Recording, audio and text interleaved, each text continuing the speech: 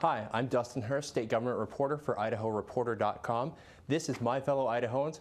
We're coming at you live from Midtown Boise, Channel 11 on Cable 1 and TBCTVonline.org.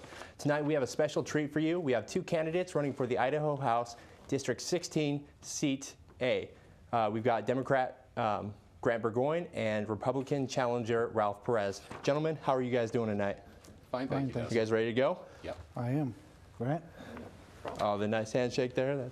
We always appreciate a little bit of civility in politics. The rules for tonight's debate.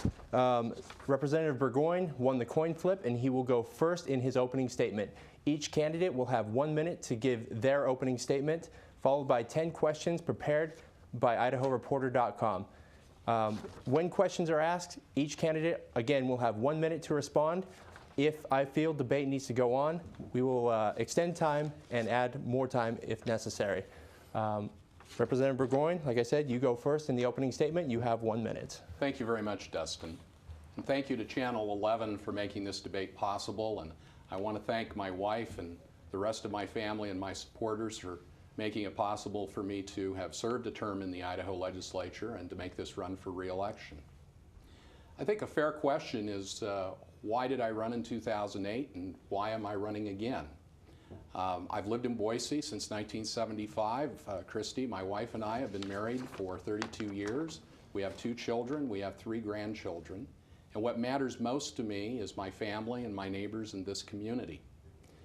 Over the course of my life, I have seen what I think is a pretty significant decline in the quality of people who serve in public office. And when I got to a point in my life where I thought that I could serve, I thought it was important for me to stand up and to make the commitment to run. I think that's the only way we're going to change our politics in the state and in the nation. Thank you. Thank you, Representative Burgoyne. All right, challenger Ralph Perez, the Republican in the race. You have 1 minute. Thank you very much, and I too would like to thank my wife, who's also my campaign manager and really done a lot to help and support our campaign.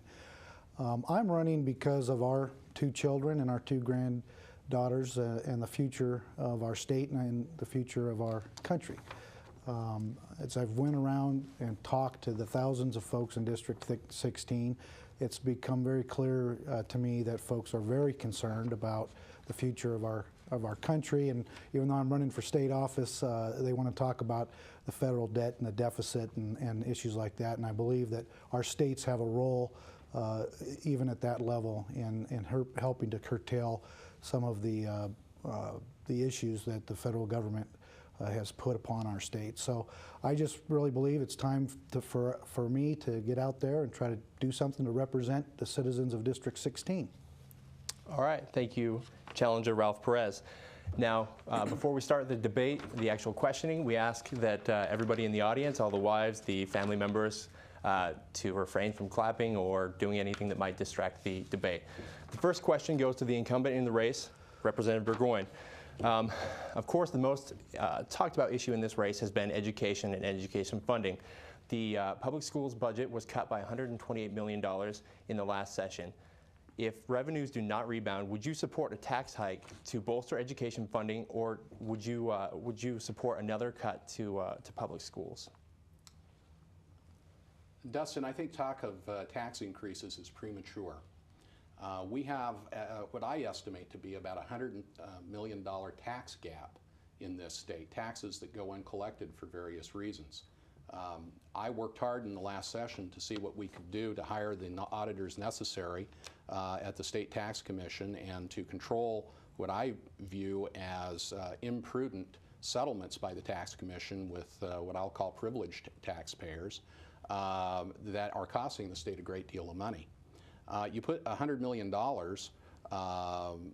into that, and then if you were to add in $35 million, the state of Idaho could pick up essentially for free just for agreeing to study the issue of internet sales tax. We'd have $135 million, which is more than the cut that we had of $128 million. So for those reasons, I think tax increases are premature. I don't think there's any question that there will be some cuts, but we need to look at collecting the revenues that are due to us before we go to look for more. Okay, thank you very much.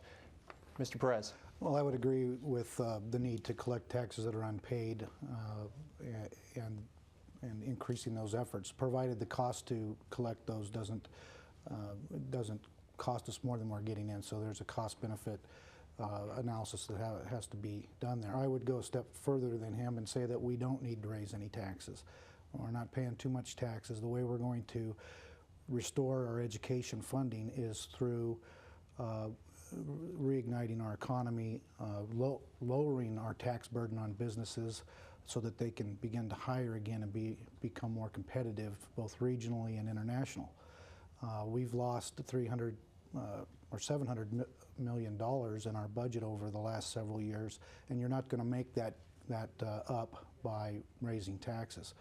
So really we have to focus on our economy and getting folks back to work. That's where we're going to generate the revenue needed to get the funding back into education where it needs to be. Okay. Now a follow-up on Representative Burgoyne's answer. Do you support collecting internet sales taxes? Because it does start with the state legislature. Do you support that? I think that I support a complete overhaul of our tax code. It's out of date. Our sales tax was enacted in the 1960s. We need a 21st century tax code, not a 20th century tax code. And internet tax sales, or internet sales tax, can be part of that. But I'm not prepared to say, because taxes are complex, we have to look at the overall rates and the overall burdens, exactly what should be taxed and at what rates. And those are very important questions. I agree in looking at it, but I don't necessarily endorse taxing internet sales. All right, Mr. Perez.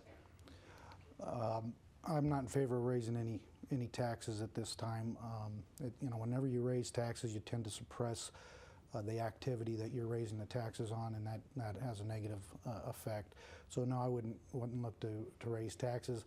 And as far as overhaul of the tax code, when a Democrat says that they want to overhaul the tax code, I'd say, you know, grab your wallet, because that just means there's going to be tax increases at some point.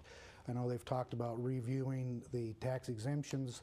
You know, that remember, whenever you put a tax on a business or on somebody who's exempted now, that gets passed on to the consumers. And really, quite frankly, unless you get into the big issues like taxing services or the grocery tax credit or the sales tax on services, you're really not going to get into the big numbers we need, but you will harm the industries that require those exemptions to be competitive in our region. Okay. All right, next question again goes first to Mr. Perez. In my reporting, I found that the state Medicaid budget could be short by as much as $168 million in fiscal year 2012, the budget for which is, of course, set in the next legislative session. What do we do about the Medicaid budget? Can we sustain cuts, or again, do we need to raise taxes or find other ways to raise revenue to support the Medicaid program?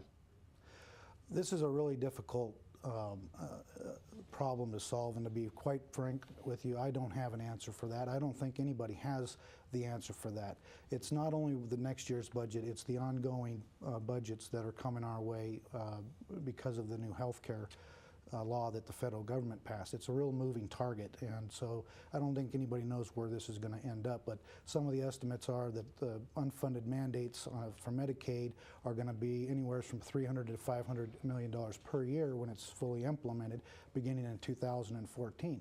That's a very short period of time away. So I really hope that our efforts with the Idaho Health Freedom Act are successful, and that we can curtail the federal government's basically injecting their priorities into our funding and taking money that we would otherwise want to put into the priority that our state has determined the state budget to be, and that is education.